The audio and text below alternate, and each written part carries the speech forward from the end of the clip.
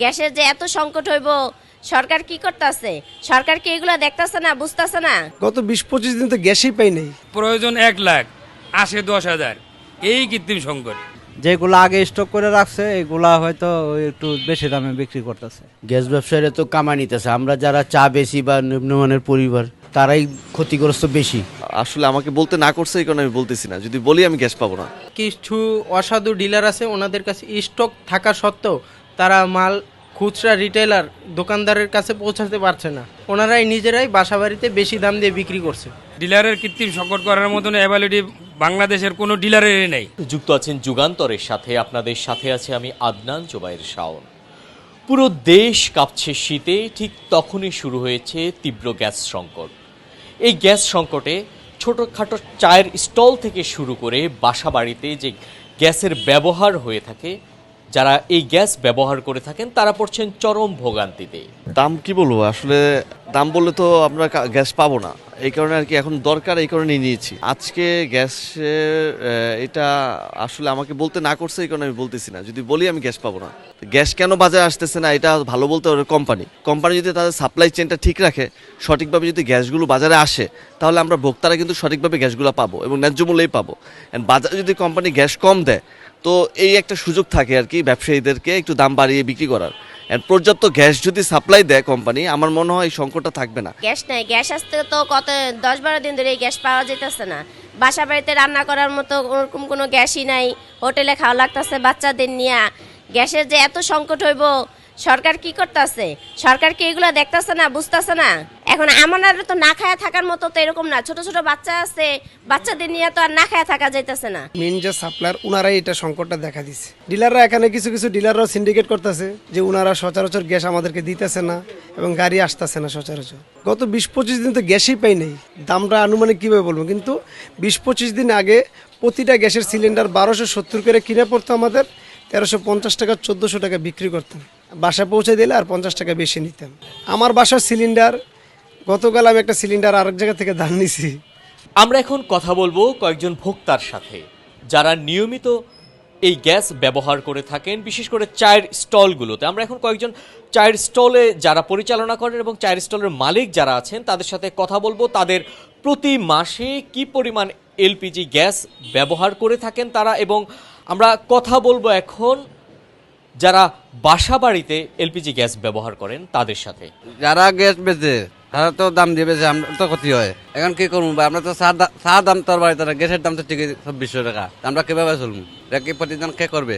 সরকার কি করবে? গ্যাস ব্যবসায়ীরা তো কামাই নিতেছে, আমরা যারা চা বেশি বা নিম্নমানের পরিবার তারাই ক্ষতিগ্রস্ত বেশি।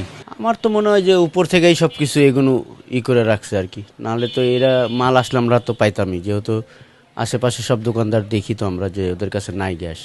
মন চায় 10টার সময় খুলি, না খুলেও পারি না, পেটের দায় তো খুলতে হইব। ডিলাররা বলছে ওনাদের জাহাজে প্রবলেম হচ্ছে, বাইরে থেকে এলসি করতে পারছে না, তাই 7 দিন ধরে গাড়ি ঢুকতেছে না ঢাকার ভিতরে। 20 দিনের বেশি গ্যাস সংকটটা তৈরি করছে। কিছু অসাধু ডিলার আছে, ওনাদের কাছে স্টক থাকা সত্ত্বেও তারা মাল খুচরা রিটেলার দোকানদারের কাছে পৌঁছাতে পারছে না। ওনারাই নিজেরাই বাসাবাড়িতে বেশি দাম দিয়ে বিক্রি করছে। এগুলো এখন এক একজনে এক এক দামে বিক্রি করতেছে, কেউ 2200, কেউ 2500 এরকম বিক্রি করতেছে। মাল পাওয়া জানা তো, বাইরে থেকে 2-4টা আনে, একটু দামে বিক্রি করে, ওরাও দাম দেয় আনে।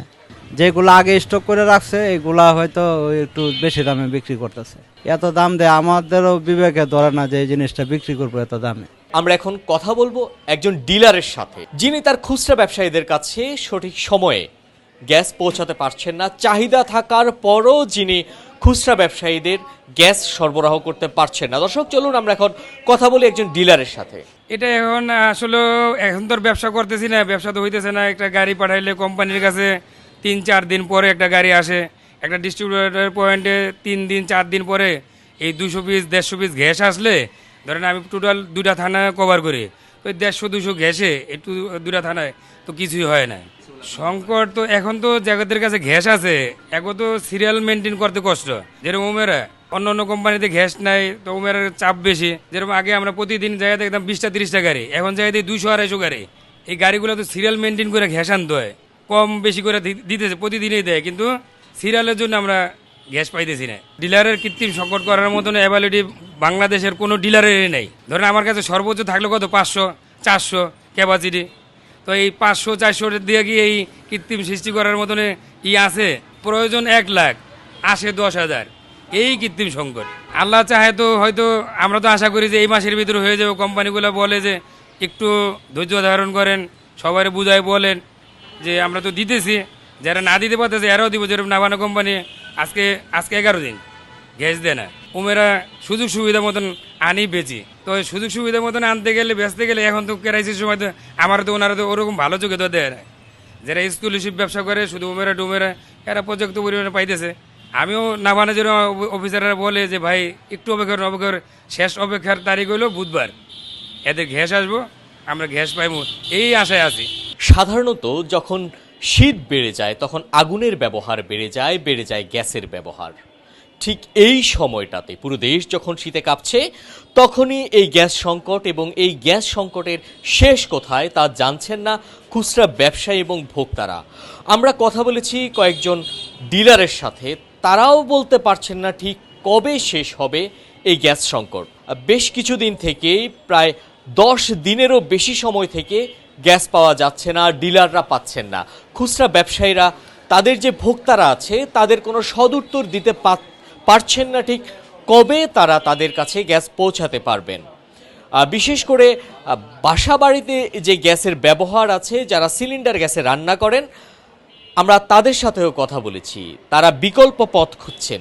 এই গ্যাস সংকট কবে শেষ হবে তা কেউই জানছেন না।